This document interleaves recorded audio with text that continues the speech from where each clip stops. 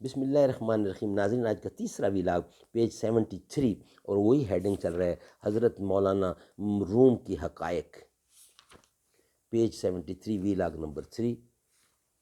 اردو زبان میں سرور عالم صلی اللہ علیہ وسلم کی سیرت پر جامع ترین کتاب سیرت النبی صلی اللہ علیہ وآلہ وسلم، علامہ شبلی نعمانی رحمۃ اللہ علیہ، علامہ سید سلیمان ندوی رحمۃ اللہ علیہ، جلد سوم۔ بسم اللہ الرحمن الرحیم، الحمد للہ رب العالمین والصلاة والسلام علی سید المرسلین وعلی آلہ واصحابہ اجمعین۔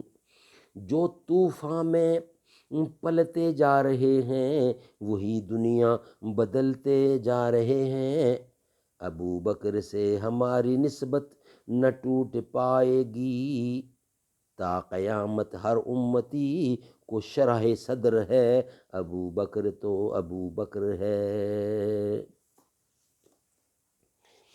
ویلاگ نمبر 3، معجزہ سے مقصود اگر معاندین کو خاموشی یعنی خاموش اور رسوا کرنے کے علاوہ ان کے دلوں کو متاثر کرنا ہوتا تو اس کے لیے اس کی ضرورت نہ تھی کہ عصا کو سانپ بنایا جاتا اور قمر کو یعنی چاند کو 2 ٹکڑے کر دیا جاتا اور اس کے ذریعے سے قلوب کو متاثر کیا جائے۔ ان جمادات و نباتات پر تصرف کر کے قلوب میں تصرف کرنے سے زیادہ صاف اور سیدھا راستہ یہ تھا کہ براہ راست خود دلوں میں تصرف کیا جائے کہ وہ صدائے نبوت کے سننے کے ساتھ لبیک پکار اٹھیں گے۔ معاندین کا معجزہ طلب فرقہ جو انبیاء سے جمادات و نباتات پر ان کے اثرات کا طالب ہوتا ہے اور اس کے ذریعے سے قبول اس ایمان پر آمادگی ظاہر کرتا ہے، خود ان کی یہ طلب ان کے ضمیر کی پستی اور قلب کی سیاہی کی دلیل ہے۔ جن کے آئینہ دل پاک و صاف ہوتے ہیں وہ بلا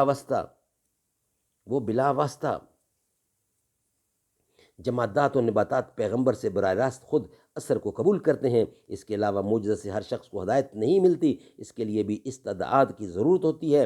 دریا کو تراوت اور اس کے روح و افزا ہونے سے شک نہیں، لیکن اس میں خشکی کے پرند زندہ نہیں رہ سکتے۔ ناظرین، انشاءاللہ اس کو حصہ ویلاگ کا اگلا بناتے ہیں۔ چوتھے ویلاگ میں اس کو جو شاعری ہے خالصتاً حضرت رومی کی وہ پیش کریں گے انشاءاللہ چوتھے ویلاگ میں آپ کے سامنے۔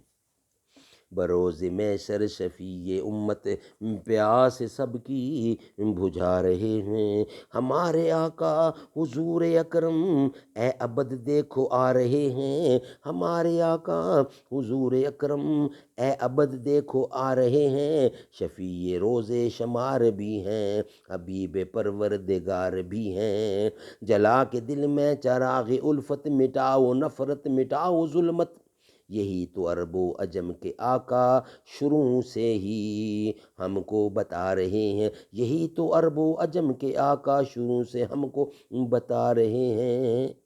حبیب رب کی ہوئی ہے آمد، ادب سے اٹھ کر سلام بھیجو، سحر کی بھینی فضا میں روئے امی یہ نغمہ سنا رہے ہیں۔